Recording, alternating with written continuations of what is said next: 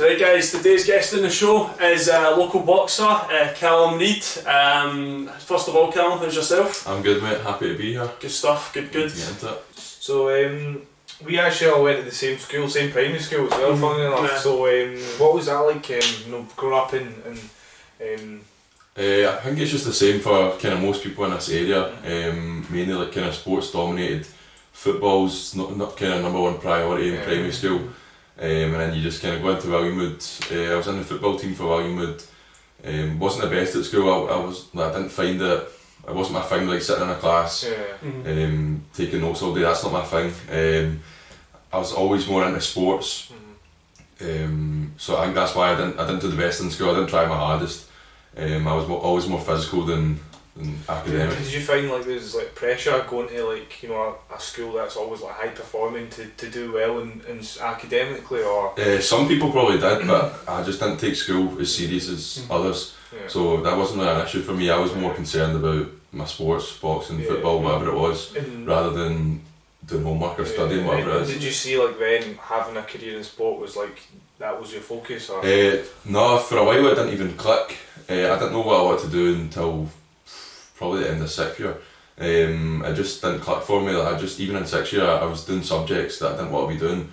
Just to be like, oh, I've got this as a backup in case I want to do this, just to try and get as many hires and stuff as I wanted. But no, I never really knew what to do until towards the end of 6th year. It didn't click for me. I definitely was thinking as well, like see with 6th year and like 5th year, how you can do the vocational courses at college. I think sometimes that like people sometimes say like, oh no, why do that and then get like extra, why do that and get extra, you can get extra. I regretted staying through 6th year because a lot of my friends done that. They went vocational, went to college, and then they end up with the better jobs. I think a lot earlier than others compared to people going to uni, and it takes a lot longer. Like there's pals I know that went to college and now they're in like the best jobs out of everyone. Yeah, I mean it's a hard to graft though, isn't it? Like if you're going to doing a vocational like construction or something like that, it's harder, but you do see the money like earlier. Because going to uni, you're like 5 years. Not getting paid anything. So what did you do when you kind of left school? Like, did you like do an apprenticeship or did you? So I went straight into college to do personal training. So it's a 2-year course. The first year was fine, really enjoyed it, and then the second year was kind of half COVID. Right. So it was kind of split in a half year because of COVID. It got cut short, and that's then the following year it was kind of Zoom and stuff like that. That's when it kind of, I didn't enjoy the course as much the second year just because it was more Zoom. It's a personal training course, you want to be in, like learning the forms, the techniques, how to talk to people, but over Zoom it's just not the same as I found that as well, because we were like, see when I finished, I graduated like the last year, like when COVID just started, so like our last half of the year was Zoom, and right away you felt like, oh wait, you're not getting this, you know what I mean? It's difficult. Yeah, so obviously how did you sort of get into sort of boxing? Was that something you were sort of into at school, or was it sort of post school you got into it? I've always enjoyed watching fighting in general, with, like, even if that sounds stupid, but even as a kid, like fighting movies and just boxing, MMA, whatever it was. But it was more MMA that made me start training. I was kind of Conor McGregor, kind of fanboyed him at the time, when I was like 15 I think it was. Just seeing all the viral videos of him kind of talking to people and all his fights, all his knockouts and stuff like that. So I don't know, I kind of started that way. I'd done a wee bit before, but I didn't do it for long. It was on a Saturday morning. I think I did it when I was like 12, but it was on a Saturday morning. It kind of clashed with football, and then I was like, nah, I'll stick with football just now. So I enjoyed it, but I hadn't stuck with it. So it wasn't until I was about 15, 16 kind of that I kind of took it a lot more seriously. But I'd say it was through those videos and watching his knockouts and stuff like that. So also, like, so you mentioned Conor McGregor. Who sort of inspired you as well? Was there any sort of other inspiration? Or? I'd say he was probably the main one. Because like I said, I kind of fanboyed him at the time. He's my favourite fighter for a good while. It's probably changed a wee bit now. Like, I enjoy watching Tyson Fury now. Probably one of the better ones, but he's just not as active. But I watch a combination of boxing and UFC. So there's a lot of UFC guys I like as well. See, for Fury, for me, it was. I remember when he was fighting Klitschko the first time, and everyone was like, "Nah, he's got no chance. He's going to do this and that." And all the clips of him punching himself were all over the place. I was like, "No." And I said to everyone, "I was like, listen, he's going to win. He's going to win." And they're all like, "No." And like, I was with my pals and walking past the boot. I don't gamble. This is the only time I've ever actually gambled. Right? They says, "All right, go and put money on it, and then let's see if you're actually confident." So I put money on it, and he wins. He does them in points. But mad. Obviously, you mentioned Conor McGregor. A few of the boys down the pub were saying that he's like, he brought out his own beer, but he's only selling it in his pub in Ireland. Was it not? I thought it was like a type of Guinness or like a rip-off Guinness, similar to that. But he's got some whiskey now as well. That proper 12. So I think as well with him, it's just like, obviously, well, he's probably comfortable as it is, but I suppose with him now it's maybe like okay, this is start getting phased out, what's the next sort of step sort of thing, like, you know, like David Beckham, he obviously brought out his aftershave and stuff like that. He does. I think he will fight again. I think he'll have 1 or 2 more fights at least, but he needs to win for his next one. He needs to win. I think everyone said that last 2 fights, but he doesn't need to win the next one. I mean, like, so I've done a bit of boxing as well at Glasgow Fitness. I started when I was about 16. I've done a couple of exhibition fights, but I never actually fought competitively. I never had an actual fight. So what's that like? What's like psychologically? What are you thinking? What does it feel like? So like you said, you've done an exhibition, so you probably kind of know half what it's like. So before you box competitively, most people do an exhibition, which is that kind of like a glorified spar almost. You've got headgear on in front of a crowd, you're on a fight show. I don't know if that's how you've done it, but no one wins. Exactly. Both people win. So it's like the first 1 or 2, depending on how many you have, they'll do the exhibition, which is basically just like a spar in front of the crowd. Like you said, no one wins, but it gives you that experience in front of a crowd, because the crowd does zap your energy. You get a buzz from the crowd and it just kills you. But you're nervous for an actual fight. You're nervous. You kind of get all the bad thoughts. You're thinking like, oh, my family's here, my friends are here. Like, I could get knocked out in front of everyone. Like, you do think stuff like that, or I do anyway. But I don't know. I quite like the pressure. So for all my fights, I've carried quite a big crowd with me. So I've took like 50, 60 people each time. Some people prefer to just have a couple, but I quite like the pressure of having a lot of people there, because for my training as well, it gives me that kind of bit up the arse to be like, that many people are coming to watch me, they've paid to come see me, so I need to make sure I'm on it, because if I'm not, I'm going to get beat in front of everyone that I love pretty much. I also seen like there was not one of the fights, and it might have been your first or like early sort of fights. When you won, everyone was jumping in. Everyone jumped in the rings, and I was just like absolute madness. So there was I think there was 30 of my friends. Like ringside, and then after I'd won, they all just like jumped up onto the ring, and obviously I just went straight over to them. We were all like jumping about on the side of the ring. It was class. No, like, with an exhibition, you know that you're probably not going to get knocked out, because there's a mutual agreement, right? Okay, this is like you say, a glorified spar. We're just kind of getting used to the atmosphere fighting in front of a crowd. But in a fight, the guy's trying to knock you out. He is trying to put you the gloves are different size as well. So exhibition are normally a wee bit heavier, maybe 14s, 16s, but a fight they're 10s. 10. Same way a professional boxer would wear them, 10 ounce. It's a big difference. And like you said, the guy's coming to take your head off. So that's the thing that I've always I've never actually sparred, but you hear people talking about it. Like, see when people say like, oh, like boxing, like, oh, I could jump in the ring and just go for it, but like it's not physically taxing, because you could be in there for 10 rounds. You could mentally as well, especially in a fight, because you're thinking so much of what the other guy's doing as well. You're trying to read them.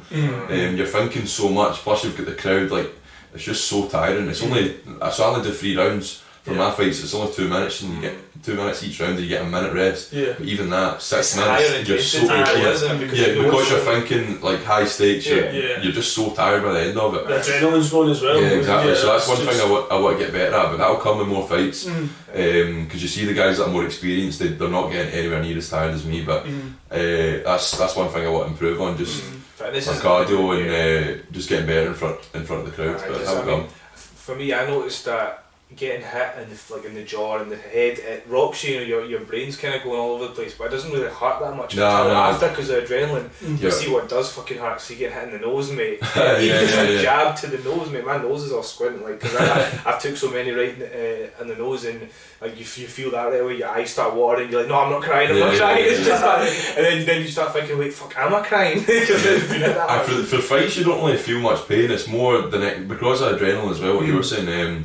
It's more the next day, you might be a wee bit achy. It's more body shots that are sore on the night of the fight, but even still, like the fight I just had there, I didn't really feel like I'd get hit that much. Then the next day I was a wee bit stiff, a wee bit achy.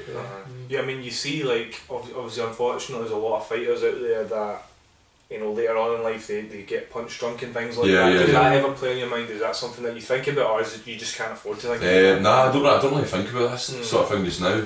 I don't think I've been boxing long enough to be thinking like that. Don't think I'd get punched cleanly and hard enough. I think that takes a long time, over 12 rounds, all the time, constant sparring with guys. Sparring comes into it. Even sparring, but like back and forth against guys who can land at will, sort of thing. Like professionals at the highest level. I don't really think about getting like punched. I remember one of the boys, obviously a very dangerous sport. One of the boys at Glasgow Fitness, we were all sparring one night, and I think there was about 7 of us or 8 of us, you know, rotating. One of the boys, like, it was quite. Some of them were quite intense. One of the boys woke up the next day with internal bleeding in his brain. Oh really? He was alright after. I don't know if he still trains. I've not been for a while, to be honest. So there's always the dangers, but as you say, you can't really think about that when you're training and you're going into the ring. I just kind of block that sort of thing out. Like football, that's almost the same thing with footballers as well. Like see, like centre forwards taking headers and that. Like the older footballers, like see when it was like the proper like pigskin leather, like headed in that all the time in training. Like I've had a lot more injuries from football than I have from boxing. Mate, I say that to everyone. I even rugby as well. I didn't have as many injuries, but like football was one of the most. Football's the worst. Your knees, your ankles, everything. That's the thing. One of my I think it was a PE teacher or someone was telling me, because in rugby you're using your stronger joints, which is your shoulders, but in football your knees and your ankles are weaker, so all that pressure on them and going at that speed. But so your brother does prep to play. I've seen that about on Instagram. Does he do your nutrition for your fights? So he doesn't like sponsor me or anything like that, but I'll get the meals off him. He'll give me a discount, but so his meals are under 500 calories, and he does bulk meals as well, so if you're looking to bulk up, but they're perfect for me. Means that I don't need to cook because I'm the worst cook in the world as well, so it's handy that way, but it just makes everything a lot easier. You know what food you've got, it's only going to take a couple of minutes to make it, and it's handy for work as well. So see, for your calorie wise, what are you for training? What are you eating? So if I need to cut weight, then I'll normally go around 1800. And then just off drink, no takeaways and anything like that. I'll try to stick to around 1800. And do you struggle with that, or do you? The first few days, maybe even the first week, depending on how my body is, can be hard. You feel like you're starving, but see after that, your body just gets used to it, and it's almost like it knows when it's going to eat again. So I try only eat 2 meals a day. But I have snacks in between. But it's almost like I'd get hungry at the same times every single day. So it's like my body gets in the habit of knowing when it's going to eat, sort of thing. So I'd skip breakfast most of the time. Maybe have a snack and then lunch and dinner. And is that something you encourage to your clients, like having a pattern and eating on time every day? Is that something that's if they can, if they can eat at the same time every day, but for certain people's work, it's just not going to happen. It just depends on the workplace, sort of thing. How did your brother I know prep to play, like it's kind of boomed over the past year, 2 years. Was that like a lockdown thing it kind of started? Or was it? I think it was just before lockdown. He'd been kind of planning it for a while. So he's a chef, and then he was Wellingwood as well. And then it was his pal from Wellingwood. They were both chefs, and then Andrew just kind of pitched him the idea that he's seen other meal preps. He's like, we can definitely do it better. Like, there's a market for this, and then just kind of kicked off from there. They both agreed it was a good idea, and they just went through everything, every small wee detail. He was always kind of big on presentation, eat for everything, like labels, the actual presentation of the food, like everything, the Instagram, and he was just like, we can do this so much better than all the other ones. So it's slowly building as well. He's done really well with it. He's opening a cafe soon as well. So he's done well with it. It is really professional looking. I think he sponsors Xander as well. Xander Savage. Yeah, Xander Savage.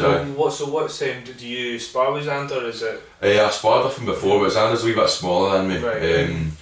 And height, but he can punch as well for his size. Xander's really good. Yeah. And what's that like community like in the gym? Like, because I know that's something I really liked was like having. It's like you come like a family. You know what I mean? It's still the exact same way. I think Glasgow Fitness is the only gym I've been in where it's like that. I feel like commercial gyms, like I used to go to Pure Gym. Oh yeah. Like you never really speak to kind of random people that are there, but whereas at Glasgow Fitness, it's like if you go there and you remember, you will just start chatting to random people about literally anything, and you make pals that way. But whereas other commercial gyms, you don't really get that. Because they're like 24-hour gyms, and it's like, you know, the chances of you seeing the same person consistently is less. Whereas if you're going to a boxing class, you know, you're going to it's going to be the same group. Exactly. You build good relationships.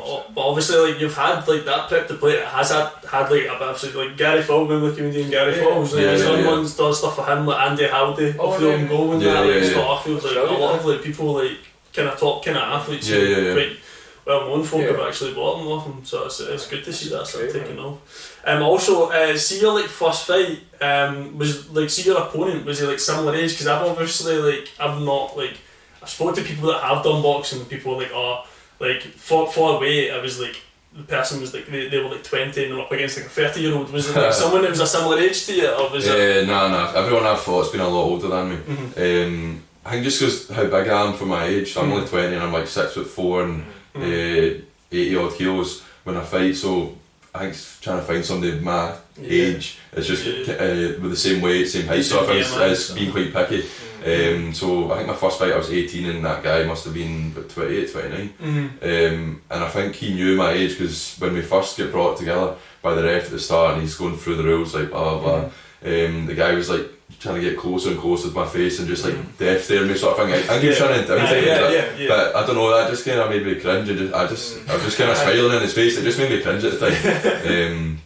But I beat him anyway. That's brilliant. So see, like you've been 6'4" and 80 kilos. I imagine like you're a kind of a taller fighter. Yeah, exactly. So do you find it difficult on the inside and try and keep your distance? I'll usually just try to use my range, but I don't mind fighting on the inside. But if the guy's a lot smaller than me, then obviously that's kind of playing into his favour. That's where he wants the fight. That's where he wants the fight to go. That's the kind of tactics that the Paul and the coaches. Exactly. But you don't really see the fighters before they fight usually. So for that last fight there, I was meant to be fighting a guy.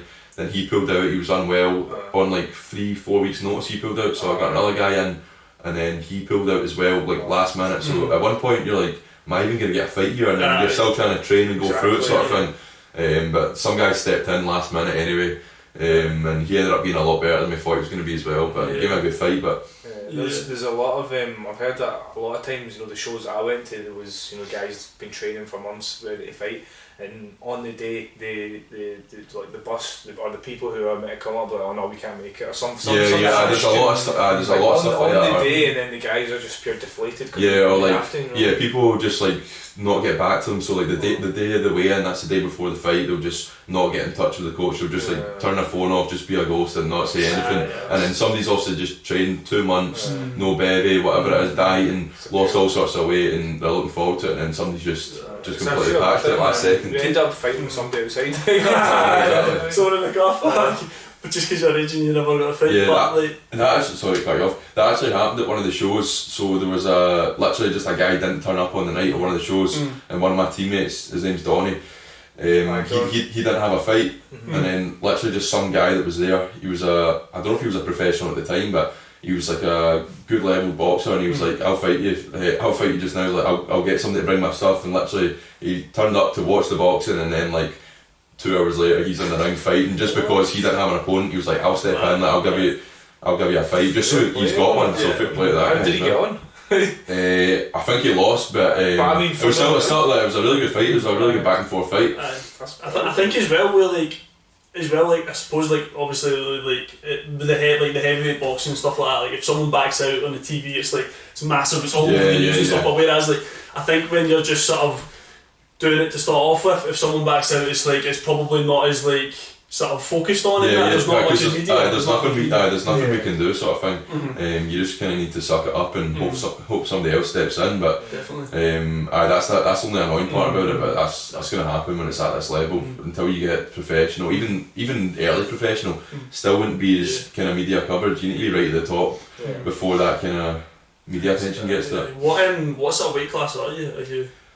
So I fought at 80 kilos before. Last one was at 83, so I'm going to fight at 83 again. I'm just going to kind of play about my weight and just see what I like. I've only had a couple of fights, so I just kind of need to play about for a wee bit and then find what I like. Is that lightweight or is that classed as? Boxing has so many weight classes. I'm not even sure exactly what one it is. Boxing has one like every 2 pounds they have a weight class. I'm sure it's around like super welterweight or something like that. Because they do it in kilos, don't they? And like weight class, so they don't really like have their names. Nah, they wouldn't have a weight class. They just have kilos. It's like karate with belts. But I mean, so like from the boxing, you've obviously went into personal training. How did that kind of happen? So like I was saying earlier, so through school I didn't really know what I wanted to do. I always wanted to do something physical because a 9 to 5 in an office, I don't know, that just sounds like a nightmare to me. Everyone's different, of course, but for me personally, like, I just could not do that. I couldn't hack that. Just sitting in a room all day, for me, I just couldn't do it. So I think it was a career advisor. You know, you always get pulled into a career advisor. I think you have to do it at least one time, and then they pulled me and they were just scrolling, and I'm like, I don't want to do that, And then I just seen personal training. I was either personal trainer or PE teacher. It was one of the two, and I was like, I don't know how I've never thought of that before. And then so I went to college to do personal training, and then I just kind of kicked off from there. So first year I really enjoyed it, and then the second year was that kind of half and half with Zoom, which wasn't as good. But I got my qualification, and then I was still working in Sainsbury's at the time, which I really didn't enjoy. I was one down at Muir End? No, so it was East Kilbride Centre, the kind of small one, and that shut down, and then I get transferred to Kingsgate. And I was working like 8-hour shifts, finishing at 2 in the morning. Every second weekend as well, so every second weekend my weekend was done. Don't get home till 2:30, then if you're hungry you're not sleeping till 3, 3:30, so it was just messing up my sleeping pattern, and it was just a horrible job. So I left there, and then I just started looking for a job. I thought I'd get one quite quickly. Probably quite stupid to leave Sainsbury's and not have a job, but I just thought, I don't know why, I just thought I'd get one quite quick. So I was looking for like a month and a half, and then I was just in the Glasgow Fitness gym one day, and I was like, I don't know why I've never asked, I've never applied in here, and then I just said to Raj if he's looking for a personal trainer, and he was like, if you want to come down and take the boxing class tomorrow, or whatever it was, 2 days, and I'll kind of see how you are. And then I took the boxing class, he was really happy with it, and then I took another class, it was like a circuit G-Fit class, I don't know if you've been to them. Took one of them as well, and he was like, I'm more than happy with it, and just kind of took me on board. So that kind of came out of nowhere for me. So I went from not having a job and then just speaking to Raj, and he's like, yeah, take the boxing class, take this class, and then he was like, yeah, we'll hire you. So I didn't have like a page, a logo or anything like that, so I only had like a week sort of thing to just set up my page. I didn't really have time to advertise myself because I was setting up everything else. So when I first started it was quite slow, just because I kind of threw myself into it, but over time it's built up, so it's a lot better now for me. That's brilliant, man. So see, like the classes, like I think it's just good to explain to people if they're thinking about coming to boxing. You know, a lot of people are kind of tentative, they don't want to, they're kind of scared. In their head they've got like they're going to be in the class, the guy's going to be like, fucking move, like, I mean, if you're fighting and if you're actually training for a fight, then yes, maybe they'll be a bit more intense, but if you just come in, it's like so welcoming. Everyone will, like, no one's going to stick you in the ring and start punching you. No, like nobody will ever spar if they don't want to. Like there's people that come every single week and have done for years and they've never sparred before. People just enjoy it because it's a different style of fitness that they're not used to, rather than your footballs or whatever else it is, or just regular gym. So like you said, like beginners, they're always welcome, not just by the coaches, but even by people like the regulars, sort of thing. They'll teach them things if they're doing stuff wrong. They'll give them a hand, but I tried to get lots of my pals to come, only a couple have came along, but they really enjoyed it. Like they said, it was class, it's and so, so intense. Like, see if you compare it to, see when you go to the gym yourself, you're just gonna go at your own pace. When you're in a class, like you're going at their pace. In boxing, I spoke to guys who've done Thai fighting and MMA and things like that, and I don't know what your experience is or what you've heard, but they've always said that boxing is like one of the hardest. Do you agree with that? Do you think I think Thai boxing and MMA are probably all on the same level for a fitness, because if you're fighting anyway, some would say MMA is probably the hardest because it's the full body, your takedowns and stuff like that. You need to be prepared for everything, but I think I'd recommend anyone to kind of give it a go. Give boxing a go. Yeah, obviously, like, I seen your tip was like if you're like getting hemmed into the corner of the ring, and then you like take a step out and then push them back, and then you actually done it in the fight. This fight, man, that was pretty cool. Yeah, that was one of the things that my coach had been showing me, and then when I posted that, he was like, "You shouldn't have posted that because now everybody's going to use it against you." It's just there's loads of wee tricks like that if you're not into boxing, or even if you are, there's loads of wee things that you don't realise that people are doing, but when it's slowed down and like you show it, you're like, oh, that's what you've done. Like, it's good that way. No, it's like but even if you are showing other people it, it's like it's one thing to know how to do something in theory, but then actually to be under the pressure and actually think, remember that takes training and drilling. It's just repetition, and then you know that way when you're in that situation, you don't even need to think about it, you just do it, sort of thing. That's why you need to just drill everything over and over again. I remember the first time I done a boxing class and literally see walking down those stairs, right after. Normally you feel it the next day, but I felt it right after. I was like, you're in for an hour and the time goes like that. It goes so fast. The first 10 minutes of warm up, that was the hardest bit, mate. Like the first. Who was it that took you? Do you remember? I used to train with. It would either be Paul. Or it would be Ziggy. And then Dip was a Dip as well, animal, man. He was like, the skipping routine. Like 10, well, it's like 10 rounds of 100 and then it goes down, and that was brutal. But I mean, again, I lost like a lot of weight from that. Like, I got into really good shape. In fact, I started losing too much weight. I had to start going and doing a bit more weight training. Do you do weight training yourself? So with the personal training, I'll do like fat loss, muscle gain, and then I'll do boxing one-to-ones as well. Just whatever the person's wanting. If they're wanting to lose weight or put on weight, whether that be muscle or fat, whatever it is. I do it all. So do you say say if someone comes to you and says my goal is to lose weight, then you just like tailor the plan to them and say, right, okay, we need to do this much cardio and this much. Pretty much. And like depending on how much fat they're looking to lose, maybe try to get them to start counting their calories. So can set them like a calorie goal, start tracking their calories, and then that way they kind of like losing weight. I feel like it's the easiest thing ever when it's simplified, but it's actually doing it. Like when you break it down, it's the easiest thing ever. Eat less, train more. It's the easiest thing ever. But when you actually go to do it and do it day in day out, that's the hard part of it. The thing that's even sometimes I find this as well. I know that like that's how to lose weight, but sometimes the more you do, the more you eat. And you think, I'm allowed to eat this much. So like when it comes to like calories, what kind of do you use like an app for your clients or what? There's calculations you can use for it. So you get your body weight into pounds, and then depending on how much you want, so you find out your like kind of what you are just now, and then like you need to do subtractions, and like depending on how much I recommend you to lose, or how much the person's prepared to lose per week, per month, whatever it is, you make it more intense sort of thing. So say it's like, right, we'll chop 500 off per day, 500 calories off per day, or we'll chop like 200 off per day, like sort of just whatever the person's like. If they've got like, right, in 6 months time I want to have lost 3 stone or something like that for a wedding sort of thing, then that way you need to make it more intense. Whereas if it's just like, right, I want to lose a bit of fat, I want to do this, like it doesn't need to be as intense as that. So it just depends on the person and the situation as well.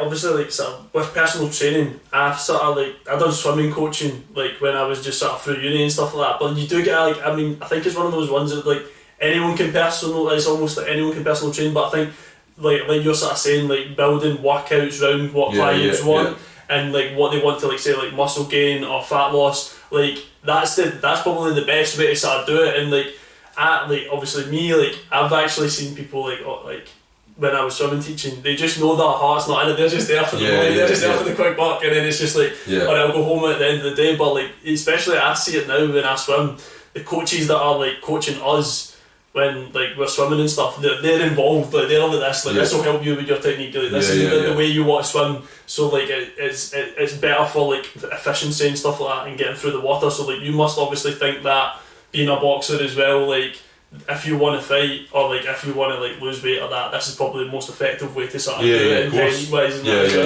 So if your heart's not in it for a personal trainer, people aren't going to pay you. Like if you're just standing about on your phone or even just the way you're talking to them and they can tell that you can't really be arsed, they're not going to come back to you, because at the end of the day, personal training is quite expensive. Compared, like you could get a gym membership for probably half the price. But the thing is that most people, that's why they go to personal training, because they won't do it themselves, or they don't know how to do it, or the people that do know how to do it, they want to come to be pushed to the next level, because there's certain things, or you wouldn't push yourself as much by yourself, whereas if you're with a personal trainer, they'll take that level above, 2 levels above. Accountability, exactly, accountability as well. Like people do it for a number of different reasons, but like I said, like it's not for everyone. That it's not something that anyone can pay for. So if you're not kind of giving your clients full time a day, then they're just going to go elsewhere. Exactly, definitely. And you were starting to say that, I mean, you mentioned like relationships as well, like listening to them as well, like so like how's your like son getting on, like stuff like that. It's like small things as well, like so that they know you're actually interested as well. Exactly. That's what it's all about. 100%. But so bit of a boxing question: Tyson or Ali?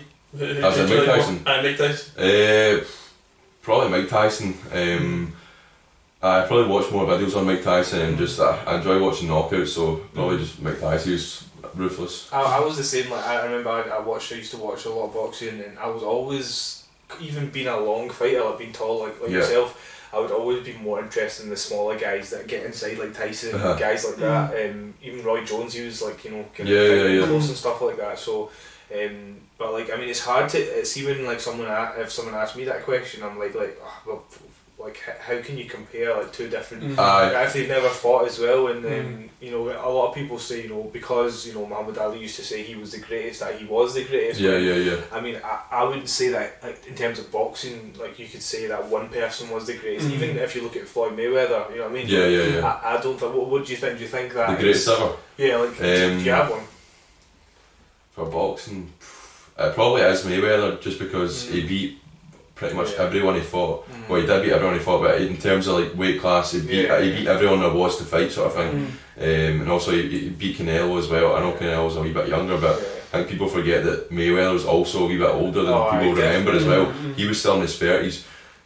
Like accomplishments wise, definitely. He won everything, and even I think he's due to have like another exhibition in like Dubai, on like the rooftop of a hotel. So like even though he's still making all the money from it. If you look at what he's done, like in terms of money, it's like no one's ever touched got near that. You know, the business side of it as well.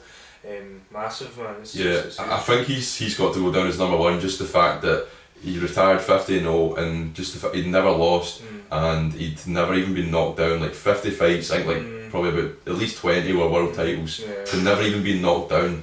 Think about how easy it is to just get caught with a silly shot and then you're down, but you're fine, but you're back up. He got really close against, was it Mosley? Shane Mosley? Shane Mosley hurt him, I think. His knee nearly touched the ground. It's still controversial, but I mean, other than that, you know, I mean, it's an amazing career he's had.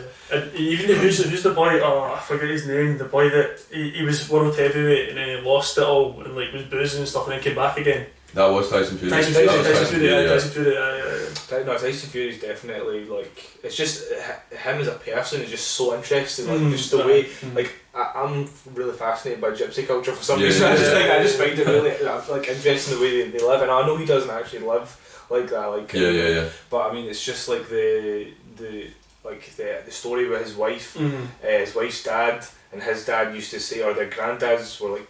And he says, if my daughter and your son had a kid, you know, he'll be the champion of the world. It's mad prophecy. It's mere I think everyone can kind of relate to him as well, just because what he done. Like I think he was about 24 stone, and then like lost it, got back fighting when nobody nobody thought he would, and the whole mental health stuff as well, especially through lockdown. I think a lot of people kind of related to him as well. Yeah, I think it's even with the fact like that fight, he got punched, he was down, and then he had no way to get back up, and he got back up and he drew the fight, but that's still quality. That was controversial as well. I still think he won that fight, but I don't know how he got up from that knockdown. Like the Undertaker. He looked out cold. It was mental. Do you think boxing is one of those sports as well that's like good for sort of mental health? You think it's one of those things? Definitely, 100%. As well, because you get humbled as well, because sometimes you can think you're really good at stuff and your ego gets big, but that's good about sparring as well. That's what I enjoy about it. If you think that you're, I don't know, if you think you're getting really good and then you spar somebody and then you just get brought down a peg, I like that. It just kind of humbles you, but it's definitely good for mental health as well. Definitely, and even like discipline as well for like younger, for like kids. Like there's a lot of bullying, obviously, that's that goes on in schools and stuff like that. So I think, if everyone did boxing in school, you learn the lessons. See, when you get hit in the face, you're like, oh right, okay. I'll be more behaved. You know, I've said that before to kind of people that are mums and dads that are. So I take a kids class as well, and mums and dads have been like, oh, I don't know if you should box. Like, what if he starts fighting in school and stuff like that? But I always think like if he's gonna fight anyway. But I think with boxing, when you're learning the sport and you're learning how to fight, like you look around, once you get good, you get somewhat of ability, you look around and you're like, I wouldn't even want to fight that guy because I know that I batter him, but you don't even need to. You need to prove it. Yeah, exactly. You've got nothing to prove. Exactly. So I feel like a lot of kids, as they get older, they realise that as well. But some people just, I don't know, they just think it's because it's fighting, like it's too intense, and like they're going to go into school and they're going to be like, oh, look at what I learned, and then they start fighting. I mean, don't get me wrong, there's some people that will, but majority of people that I know, like, it's just not like that. You're always like worried about your knuckles, mate. You don't want to hit anyone without having a rattle or like gloves.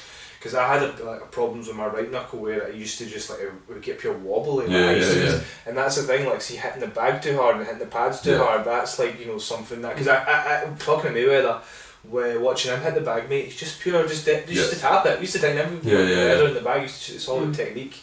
So, so for yourself then, in terms of personal training, boxing, what have you got planned this year? So this year I want to have a good couple fights. I'm aiming for around 5. So right now I've put my name forward for March 12th, then there's one at the start of April as well, so hopefully that's 2 straight in, and then I'll maybe take another one before the summer and then finish the end of the year with 2 or 3. Where do the fights usually happen? Is it like a warehouse or? No, the places are pretty random, like it could be hotels or like social clubs, like it's pretty random. Hotel's nice. If you get a hotel, it's nice. Hotels are better. Pints are good. The working men's club in Fairfield. Fairfield. They host quite a lot. Yeah, that's one where I had one of mine.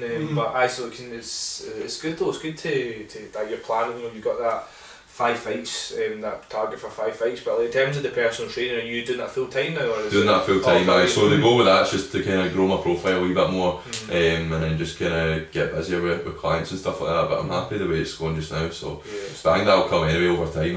That's kind of pushing the marketing. Exactly.